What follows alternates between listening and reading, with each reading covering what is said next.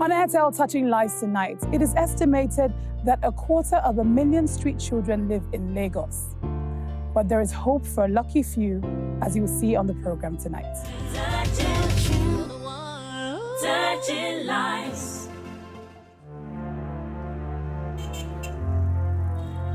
There are over 250,000 street children in Lagos. The Street Childcare and Welfare Initiative is a sanctuary for street children and runaways. Rotimi Aziz was one such child. 3 years ago, his life was the streets. It's hard to sleep on the floor because sometimes rain fall and beat us on the floor while we are sleeping outside in front of the shop. So we experience a whole lot of bad things on the street. I wanna touch your life. I wanna be the change. I'm gonna shine my light. I'm gonna make a difference. Touch your life. Be the change. Shine my light. And make a difference. You're the one to make the world a much better place. You're the one, touching the one, touching lives. Hello and welcome to Airtel Touching Lives. My name is Wana, and just like Airtel, you know that I'm all about making a difference and transforming lives.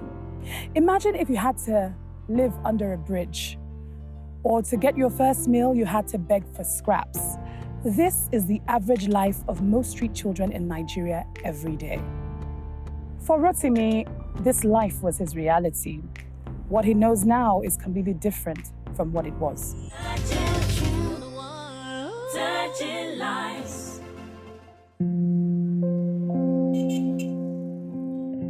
There are over 250,000 street children in Lagos.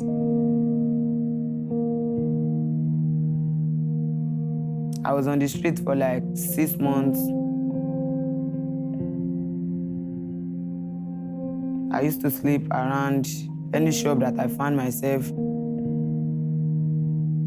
The street of Lagos is a very dangerous street for a child. You see them helping you to clean your windscreen if you are going on the city of Lagos. You see majority of them, walking around the street, hopeless and helpless.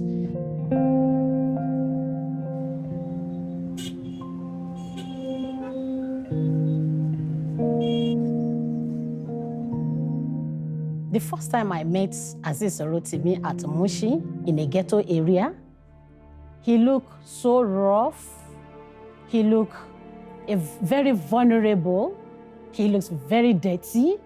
When I saw him, I called him as a mother. I told him, Rotimi, what brought you to the streets? He now told to me his own story. I came to Lagos at the age of 14. After the death of my late father, I left my mother in Osun State because she has remarried to another man and he has his own children and cannot continue to cater for me.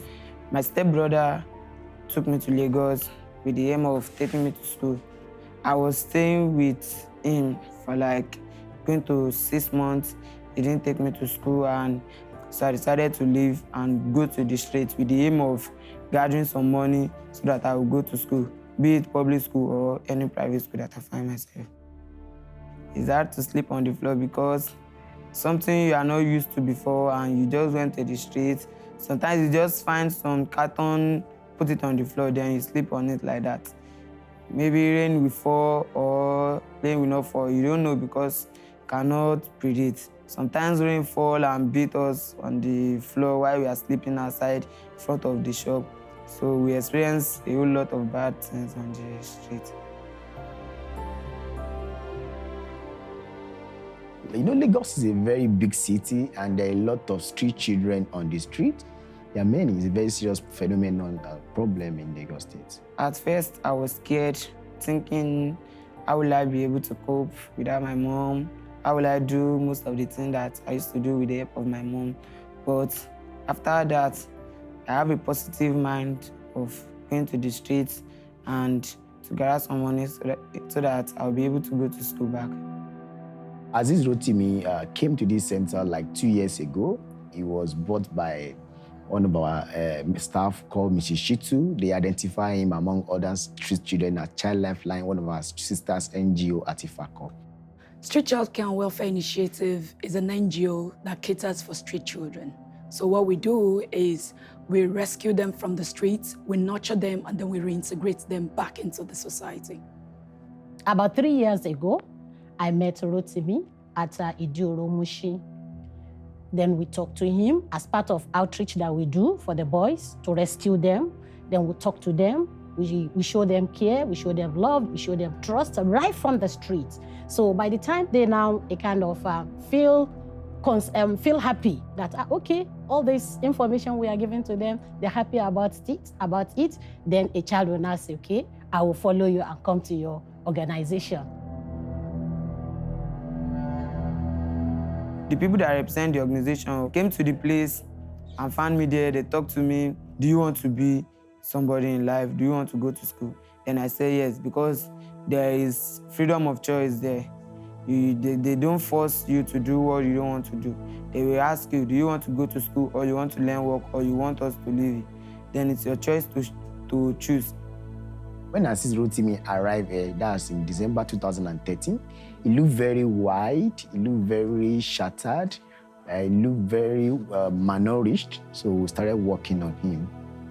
Started building his self-esteem and trying to work on his emotions, referring to clinical psychologists to counsel him, to talk to him. And as an educator too, I monitor him, I mentor him, I try to give him another perspective, working on his attitude, and helping him to see reason why he need to change from those bad attitudes. This place is actually more like a rehabilitation center. So the kids are brought in from the streets with all their vices. And what we do, we try to separate them from those vices that we found them on. So we work with psychologists, we work with therapists, and we work with counselors so that they will try to leave those things, vices of stealing, of fighting, of getting involved in crime, of taking drugs, and so many other things. Since Aziz Rotimi arrived here, he has been growing tremendously, I mean greatly, because in his academic, he always come home with excellent results. And also his attitude has changed. Right now, we've been able to identify some of his strengths and weaknesses. Right now, he have more of strength, like he have good leadership skill, he have good communication skill. By the time you are interviewing, you see he can speak very well. He has boldness, his self-esteem has really improved. So right now, I can say Aziz Rotimi has improved greatly in terms of emotion, academics, morals, and in all aspects of life. He has really improved positively. Actually, if I did not rescue Rotimi today, or then, the first day I met him, Rotimi will have become a bad child. He will have become an armed robber. He will have become a pickpocketer. He will have become, there is something we call Yahoo Yahoo of this generation. Those that hike in the social media, that they hike on people's number. So we have a lot of atrocities going on that Rotimi will have become one of them if Rotimi has not been rescued.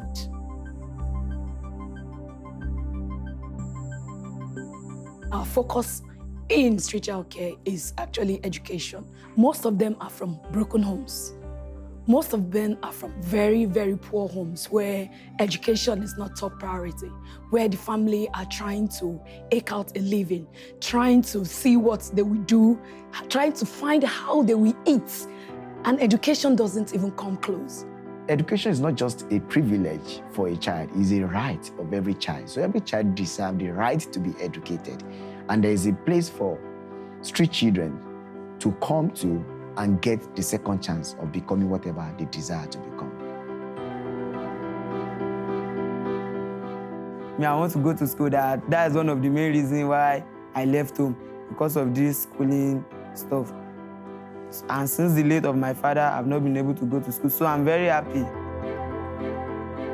We're able to afford sending them to school through various donations that we receive from corporate organizations and individuals. Up to now, Aziz Rotimi Education has been sponsored by others, organizations, and sponsors.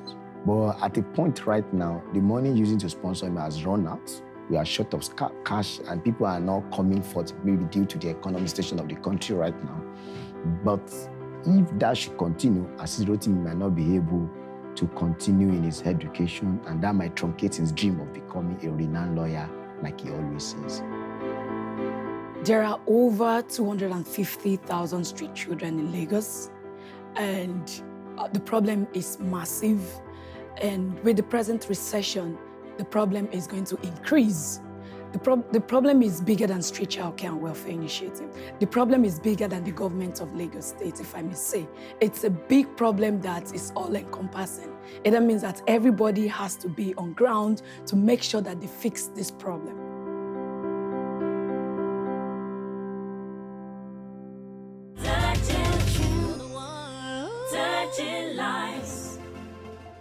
It gives me great joy to see the work of Street Child Care and Welfare Initiative and how much they're growing and doing so much for street children. But of course, for Rotimi, he's definitely been improved and impacted. Join our conversation on social media by logging on to airteltouchinglives.com.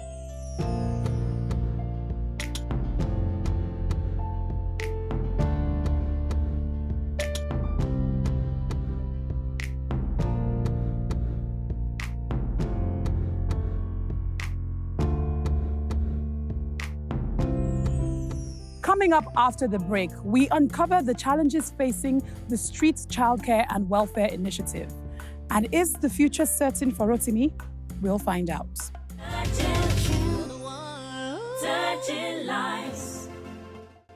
Welcome back to Airtel Touching Lives. Now, every child earns the right to a meaningful childhood, but for many, they do not have this opportunity. Join me on the show as I welcome my guests, Rotimi, Victor, his mentor, and of course, Comfort Ali. Welcome to the program.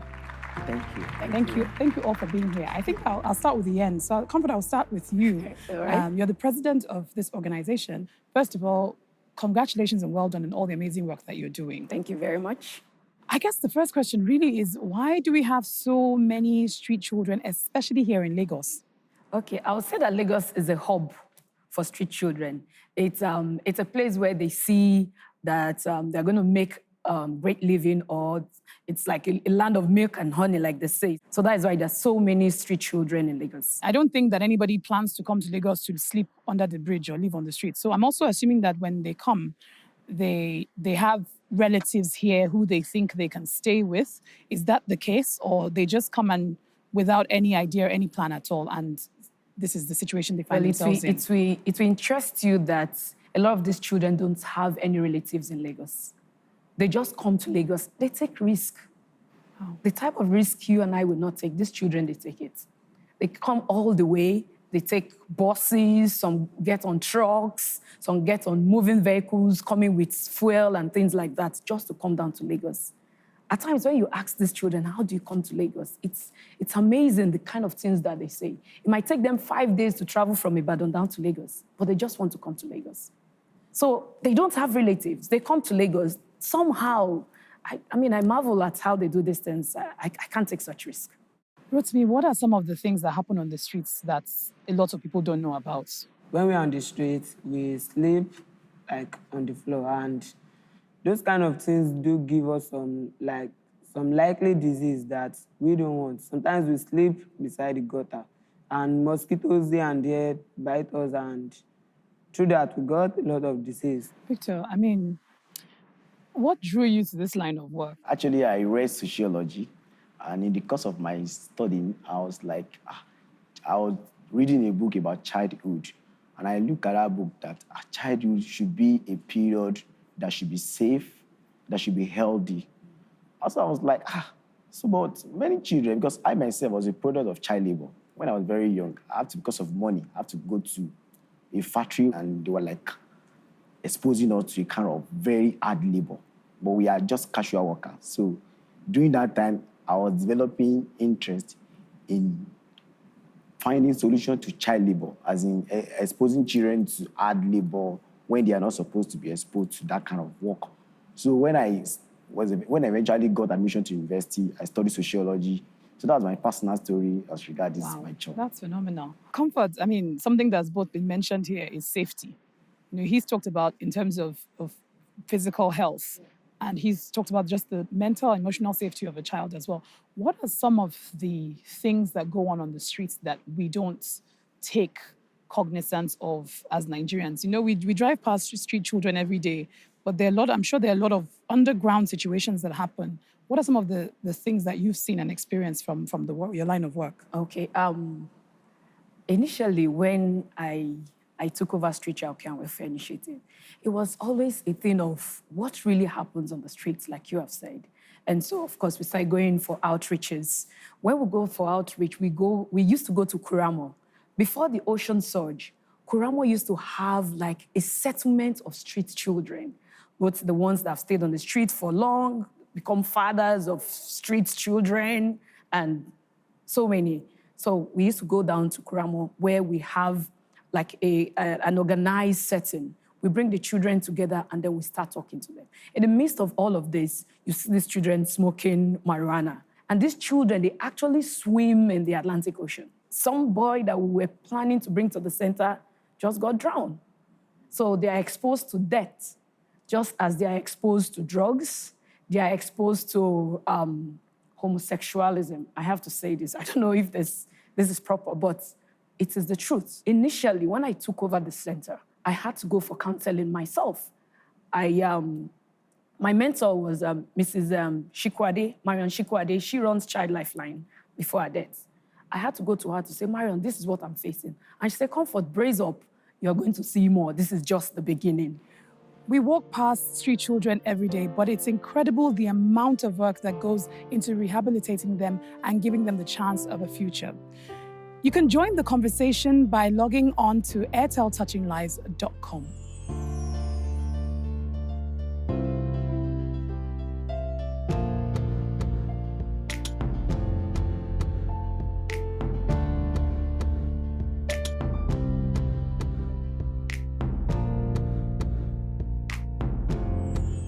After the break, what does the future hold for Rotimi Aziz without immediate intervention and help?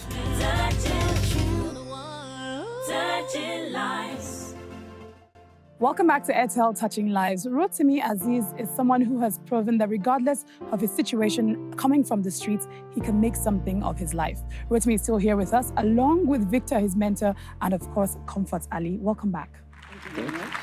So currently, what is his academic situation like and who pays for his schooling? Okay, at the moment, his school is being paid for by a group of women called the British Women Group, though that hasn't been consistent for a while. They stopped paying like sometime last year, so we had to look for another sponsor for him. So at the moment, we are looking for new sponsors. Just like Rotimi, we also have other children in his shoes. We've not had a lot of sponsorship this year.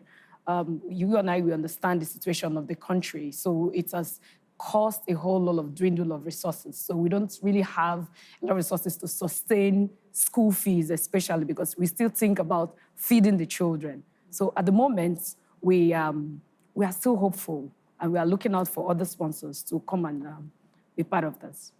Rotimi, if you don't get the kind of support that you're looking for, what do you think could happen to you? Do you see yourself going back to the streets? Actually, if I don't get the support that I'm looking for, find out that I will see myself back on the street because my aim was to earn money and go to school. So if I don't see any support, go back to zero level, looking for money again. And Victor, what are the kinds of things that can happen if he doesn't get the kind of support that he needs and requires?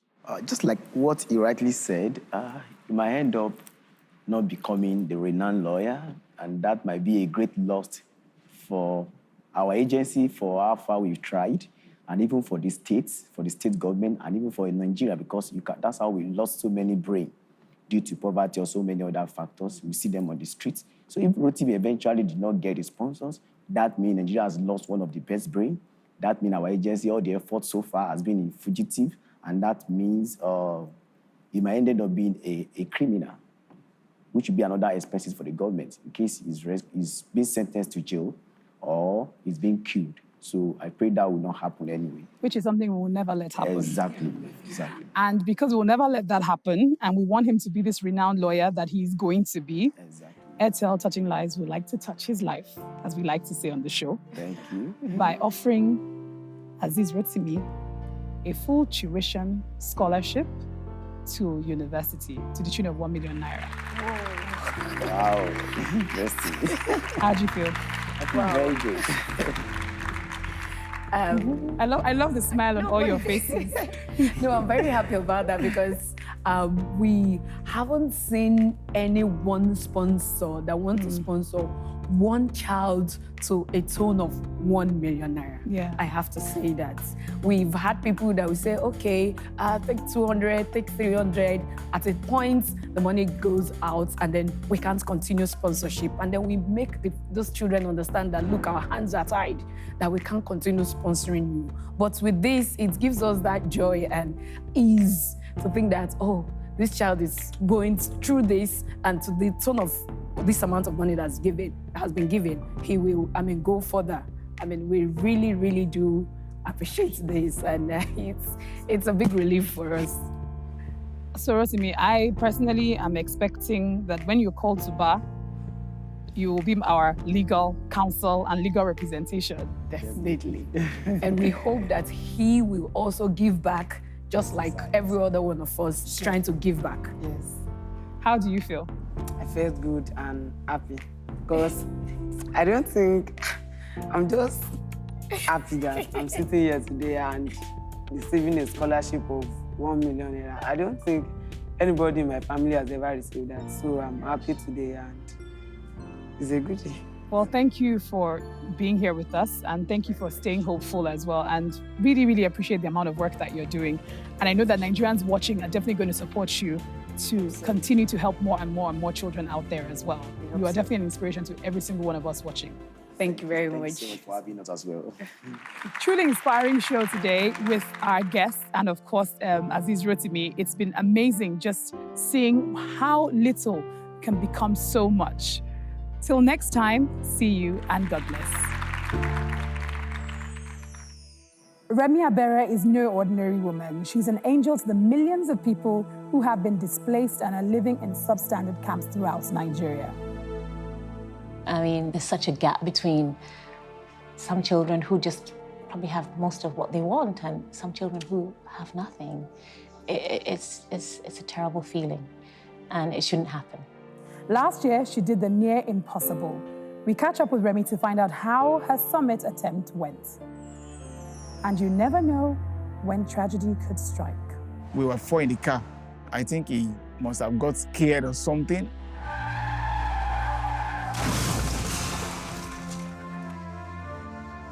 And that's all I could remember. 1 million naira is a dream come true, and that is why I want to become a renowned lawyer. This is the first day in my life of receiving a scholarship. I wanna touch your life. I wanna be the change. I'm gonna shine my light.